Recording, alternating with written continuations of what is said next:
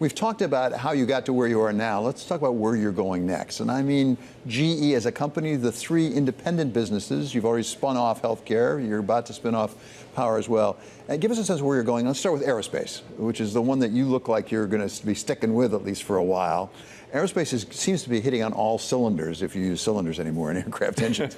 but you're doing well. How big can that get? Well, David, we couldn't be in a better position with respect to the post-pandemic recovery in aerospace. You've seen the performance thus far this year. We're really on a record pace. Given both the return to flight really around the world now, as people see places they haven't been to, and at the same time, they're looking to modernize and expand their fleets. So we have tremendous backlogs with our major airframers, Boeing, Airbus, for example. The supply chain challenges are significant, and right alongside everything we're doing on the commercial side, we've seen a really strong uptick in our defense business, as one would imagine, both with fixed wing and rotary. So in terms of how big this business can be, we're, I think, on a path where we could be growing in the mid-single digit, high single digit range for some time. That would put us well north of $40 billion in but a few years. Lot of opportunity. We have, I think, an enviable position in propulsion. But again, it's not about how big we get, it's about how strong we are. And are we serving our customers? Are we taking care of our team? Are we doing well by way of our shareholders? We're optimistic that we will. What's on the table at this point? You've spent your 5 years really redoing the balance sheet, really fixing the cash flow situation, retiring a lot of debt.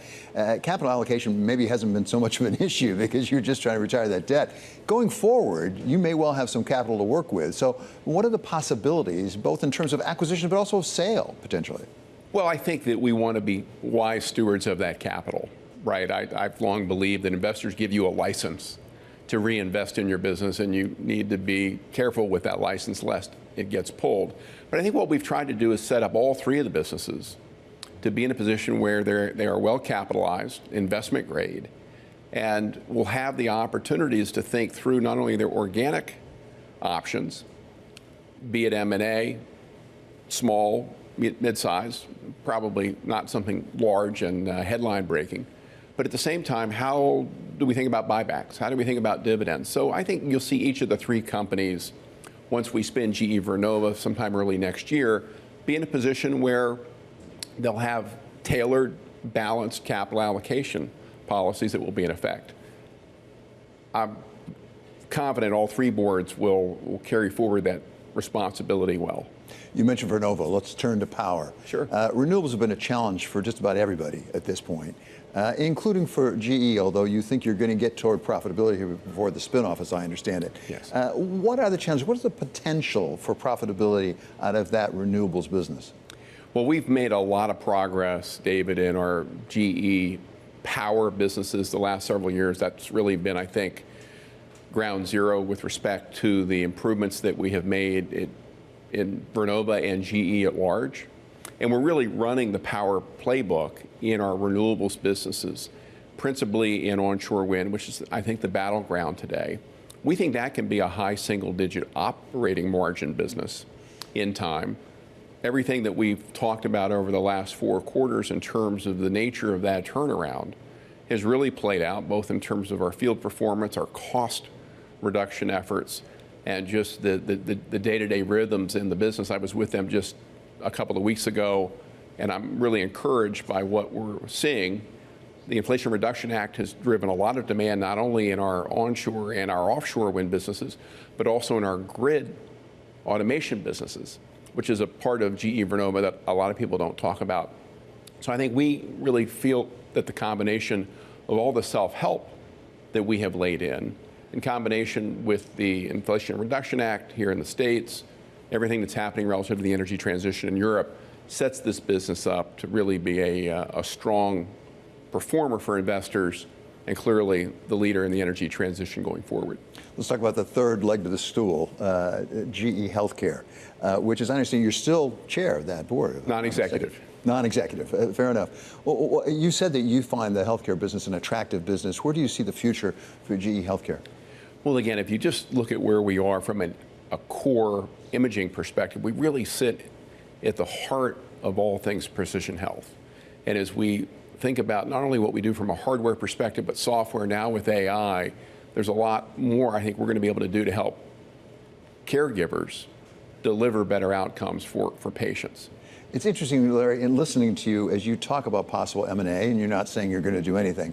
You talk about small, maybe mid-size. You said you'd be sort of surprised, whether it's aerospace, whether it's healthcare device, to do a really big, I think you said, attention headline-grabbing thing. Why is that? Why do you kind of think that that's really relatively less likely? Well, I think that we need to demonstrate to investors, we need to demonstrate to our board, and even ourselves, that we can be outstanding in identifying opportunities, going through due diligence, negotiations, valuation, let alone integration. So I'd rather see us get some reps and make sure we're building that muscle. That hasn't been a focus for us the last 5 years, but build that muscle across all three GE businesses. You can do that with small businesses, you can do that with mid-sized businesses, and then over time, if and only if, because again, it's about being strong, not big, if something more significant came along that made sense for us, we'd obviously consider it. But I don't want us to go out big game hunting day one. I think that's a path to ruin. First things first. Larry, it's been just about 5 years now. It's been quite a 5 years for General Electric and for you. Have you accomplished at this point what you set out to do at the beginning? Which isn't to say there isn't more you could do, but if you look back on Larry Culp 5 years ago, have you basically checked the boxes that you wanted to get checked? Well, I think 5 years ago, we knew that we had to do two things. We had to work down that debt load, and to have over $100 billion of debt behind us now, I think we can check that box. We wanted to improve operations. We've come a long way, but there's still so much to do, David, so I'm hesitant to check that box. We're in a much better place, but in the spirit of what my Japanese senseis describe as kaizen, continuous improvement, I don't want to check that box, because the moment we do, then we're done. And we're far from done at this point. Larry, you've had at least two major successful careers, first at Danaher and now at GE. Is there more for Larry Culp? What do you do next? Or are you happy doing what you're doing? I'm thrilled, David, to be where I am today. We need to make sure that we work the plan that we have in place for Vernova, right? So that box is not yet checked, but I think Scott Stracek will be the CEO of that business, and the team are on a glide path to go next year. And then I'll be wholly focused, other than my non-executive duties at healthcare, on making sure that GE Aerospace is poised to lead the future of flight. Frankly, David, it's been a very long time since I've been able to focus on a single business. You'd have to go back to the 90s. When I was a younger man at Danaher. So I'm excited about the opportunity of getting closer to customers, closer to our technologies, spend more time with the team. But we're some months away before Vernova goes. So first things first, but I'm more than happy.